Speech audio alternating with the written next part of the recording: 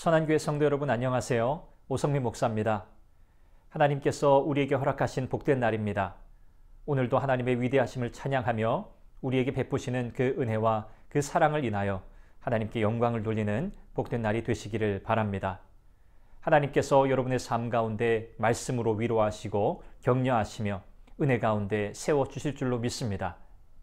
오늘도 주님과 동행하며 기쁨과 감사로 감격 가운데 살아가시기를 우리 주님의 이름으로 축원합니다.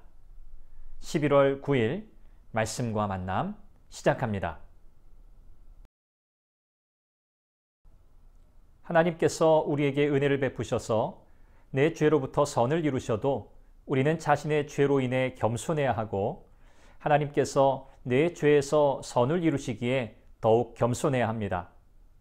어떤 사람은 하나님께서 은혜로 베푸신 복을 보고 지은 죄를 회개하는 것이 아니라 오히려 합리화합니다.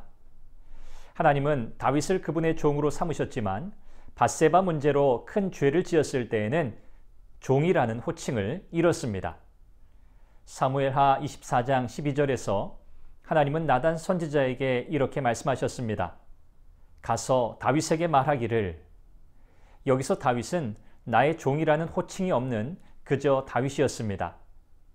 하나님께서 이스라엘 백성이 금송아지 사건으로 우상숭배라는 큰 죄를 지었을 때 나의 백성이 아니라 이 백성, 모세 너의 백성이라고 하셨습니다. 죄로 인해 영적인 특권을 빼앗기고 말았습니다. 그렇다면 이 일로 인해 생각하면서 울며 슬퍼해야 하지 않겠습니까? 우리가 우리의 죄로 하나님을 슬프게 한 이상 반드시 슬퍼하고 겸손해야 합니다. 슬픔이나 겸손이 없으면 은혜도 없습니다. 우리가 지은 죄로 인해 슬퍼하고 겸손하면 절망하지 않습니다. 우리는 겸손하되 절망하지 않아야 하고 절망하지 않되 겸손해야 합니다. 절망의 대상은 자신의 형편이나 그런 형편을 만든 죄입니다. 즉 절망의 궁극적인 대상은 그 사람 자신의 형편입니다.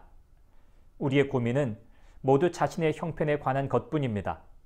죄를 지어 형편이 나빠져서 앞으로도 결코 좋아지지 않을 것이라고 생각하며 기도할 때 우리의 걱정은 하나님을 욕되게 한 죄 자체가 아니라 언제나 자신의 형편뿐입니다.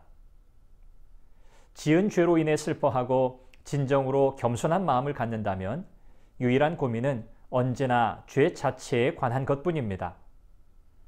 가인은 죄를 짓고 절망했습니다. 내 죄벌이 너무 무거우니이다. 그러나 가인은 겸손하지 않았습니다. 죄로 인해 괴로워한 것이 아니라 자신의 형편을 괴로워한 것입니다. 탕자는 겸손했지만 절망하지 않았습니다. 그가 괴로워한 것은 그의 죄였을 뿐 형편은 아니었습니다. 내가 일어나 아버지께로 가서 이르기를 아버지 내가 하늘과 아버지께 죄를 지었사오니 라고 탕자는 고백합니다. 시편 51편에서도 다윗은 그의 범죄에 대해 슬퍼합니다. 그의 눈은 시종일관 자신의 죄를 바라봅니다. 우리의 죄에 대하여 겸손할수록 하나님 안에서 누리는 기쁨이 클 것입니다. 또한 자신의 죄로 인해 슬퍼할 수 있다는 사실이 더욱 기쁠 것입니다. 이는 성령의 역사입니다.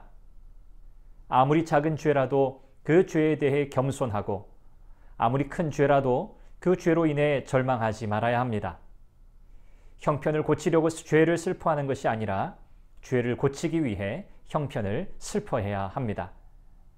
오늘도 하나님께서 우리에게 자비와 긍휼을 베풀어 주실 줄 믿습니다. 하나님 앞에 나아가 위로와 평강을 누리는 복된 날이 되시기를 바랍니다.